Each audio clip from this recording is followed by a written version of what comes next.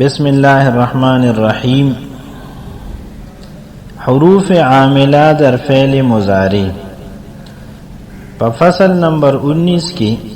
مصنف رحمه الله د هغه حروف بیان کوي کوم حروف چې عمل کوي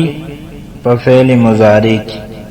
او د دې نه مخکې مصنف رحمه الله د هغه حروف عاملہ بیان کو کوم حروف چې عمل کوي په اسم کی، یعنی مضارع پر عمل کرنے والے حروف دا آغا حروف دی چې په مضارع کے عمل کی. فعل مضارع میں جو حروف عمل کرتے ہیں ان کی دو قسمیں ہیں. په فعل مضارع کے چکم حروف عمل کی دا آغی دو قسمون دی، ناصب او جازم. حروف ناصبہ یہ ہے، حروف ناصبہ اغدادی ان ولن پھر کئی اذن ہے. یہ حروف ناصبہ کرتے ہیں منصوب مستقبل کو بے روئی و ریا. ان لن کئی او اذن دا حروف ناصبہ دی، او دا مستقبل یعنی فعل مضارع دا بغیر دا سو ریا وغیرنا یعنی بے شکا دا فعل مضارع لنصب ورکی. مثالون ایسے نمبر 1 ان، جیسے اريد ان تقوم، پدیدے کہ تقوم پدی میم باندے ضمہ و تقومو، لیکن دا ان پا وجہ پدی نصب بھی لکھی گی تقوم. ان فعل کے ساتھ مصدر کے معنی میں ہوتا ہے. ان دا مابعد فعل سرا معنی دا مصدر ورکی، یعنی دا سشوا لکه چې گویا کې دلته کې ان او دا ما بعد فعل لري کی او د دې په ځای باندې مصدر ولګي نو عمده معنا به ورکوي کم چې د ان تقوم دی. لکه اريد قیامک، نو قیامه دلته مصدر دی او د ان تقوم معنا دی ورکړه، اس لیے اس کو ان مصدریہ کہتے ہیں. پدی وجہ انتا ان مصدریہ وی کم چو پا فعل مضارع داخلی گی او فعل مضارع لا نصب ورکی. لن، جیسے لن یذهب عمر، لن تاکید نفی کے لیے آتا ہے. دا لن چی دی نو دا تاکید نفی دا پار رازی، یعنی فعل مضارع مثبت د لن په وجه منفی جوړیږي، او دویمه خبره دادا چې فعل مضارع کې په نفی کې تاکید د دې په وجه راځي. یو خو پکې مثبت معنا چې دا نو په منفی سره بدلیږي، او دویمه خبره دادا چې په معنا کې په نفی کې تاکید او مضبوطواله پیدا کیږي. لکه د لا یذهب معنا د اغه نزي، او د لن یذهب معنا دادا چې هغه بالکل نزي. لن یذهب عمرو، پدې ده کې یذهبو دا مرفوع دی په ضمه سره،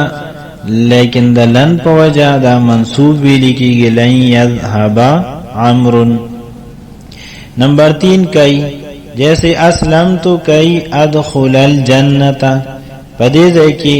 دا ادخلا په اصل کې ادخلو، دا کئی پا وجہ باندے دا اس ادخلا منصوب بھی لکی. او اذن، جیسے اذن اشکرکا، پدیدے کہ اشکرا دا اصل کی اشکرو مرفوع پرا درا پا ضمی سرا، لیکن دا اذن پا وجہ اشکرا دا منصوب بھی لکی گی. اس شخص کے جواب میں کہا جائے جو کہے انا اعطیک دینارن، یو سړی تا ته وی چې زه تعالی دینار در کوما، نو تو دا سی ویلی شي چې اذن اشکرک، بیا بزستا شکریہ ادا کوما چې تمال کل دینار راکی.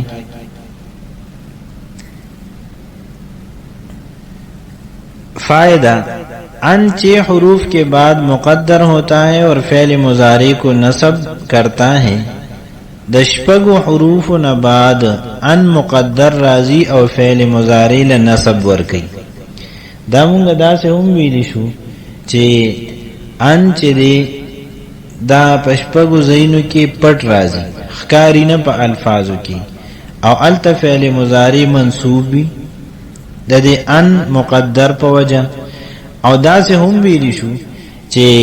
بعض زین داسې دي چې په هغه ځای کې ان لن کای اذن په دې سلور حروف کې یو حرف هم نه وی راغلی او فعل مضارع بیا هم منصوب ودا ولی نو مصنف رحمه الله د دې سوال جواب وکړو چې په دغه ځایونو کې کوم ځای کې چې تا ته په ظاهر لفظونو کې ان لن کای اذن نخکاری په دغه ځای کې ان مقدر وي او د ان مقدر په وجه باندې دغه فعل مضارع منصوب وي نو پاغي کې لومبه ځای د حتا د حتا نه بعد ان مقدر وي ځکه حتا ډایرکټ چې دا په فعل باندې نه داخليږي ځکه دا حرف جر دی او حرف جر دا حروف عامله در اسم دی په اسم داخليږي نو کوم ځای چې حتا په فعل داخل شوی نو التکبا د حتا نه بعد ان مقدر وي او د ان مقدر په وجب دغه فعل دا په تعویل د مصدر سره وګرځي او مصدر به اسم شي نو د حتا داخلي دل په دې باندې درست شي لکه مررت حتى ادخل البلد فدې کې ادخل کې دا نسب د ان مقدر د وجه نه دی اصل کې دی مررت حتى ان ادخل البلد دویم لام جهد دی لام جهد یعنی هغه لام چې هغه د نفي نه بعد راغلی وي د نفي په سیاق کې راغلی وي لکه ما كان الله ليعذبهم پدې ځای کې دا لام چې نو د دینه بعد ان مقدر دی او په اصل کې دی ما كان الله لان يعذبهم نو پدې ځای کې يعذبا دا په اصل کې مرفوع يعذبو لیکن د ان په وجه باندې دا منصوب لیکيږي او هغه ان د لام نه بعد هغه مقدر دی ما كان الله لان يعذبهم دریم نمبر او جو الى ان یا الا ان کے معنی میں ہو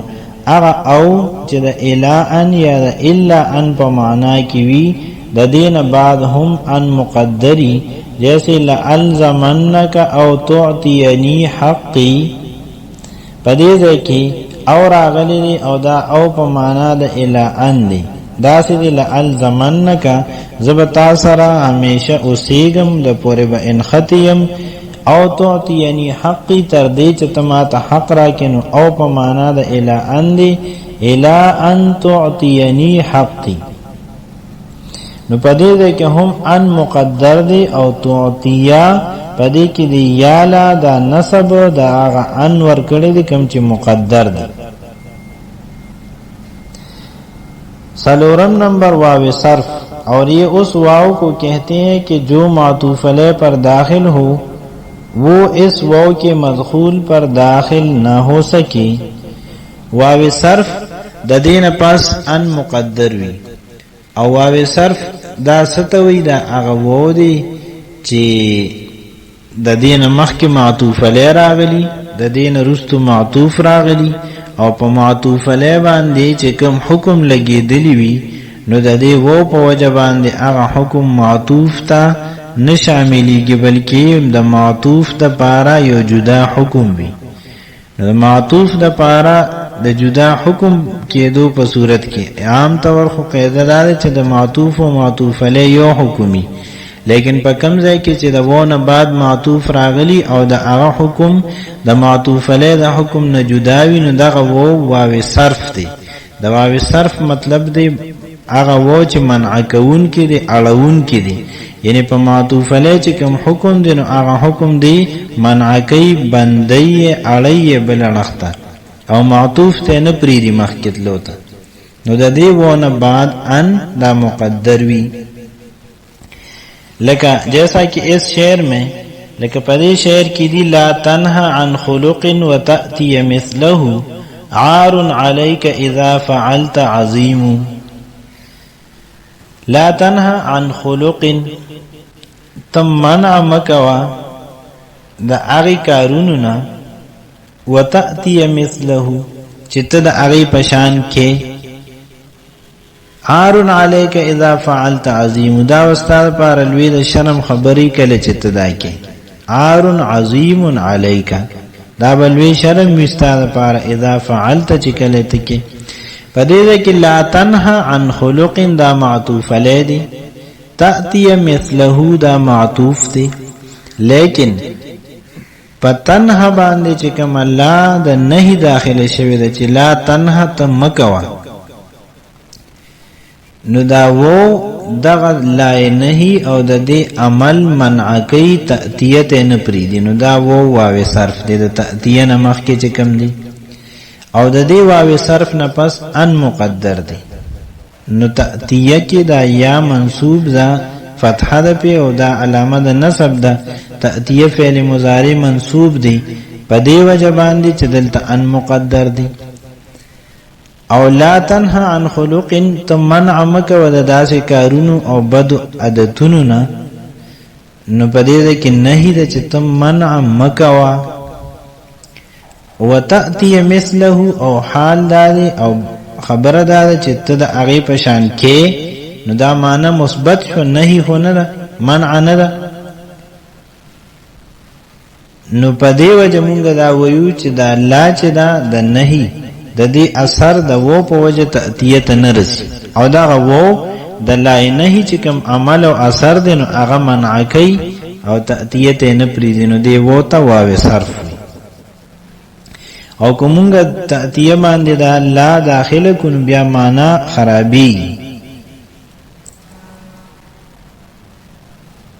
پس اس شعر میں واو صرف کا مدخول تأتی مثلہو ہے، پدی شعر کے دا واو صرف مدخول چی دین اغا تأتی مثلہو دی، یعنی وہ داخل دی پا تأتیہ. اس پر لا تنہا کی لا داخل نہیں ہو سکتی، پا تأتیہ باندی دا لا تنہا دا لا نہ داخلی گی و نہ داخلی دیشی. معنی شعر کے یہ ہے کہ جس برے کام کو تو کرتا ہے اس سے دوسروں کو مت روک، کیونکہ اگر تو ایسا کرے گا تو یہ بڑے شرم کی بات ہوگی. پنزم نمبر لام کئی. پنزم نمبر آغا لام دے چی پمانا دا کئی سر دے، ان لن کئی اذن.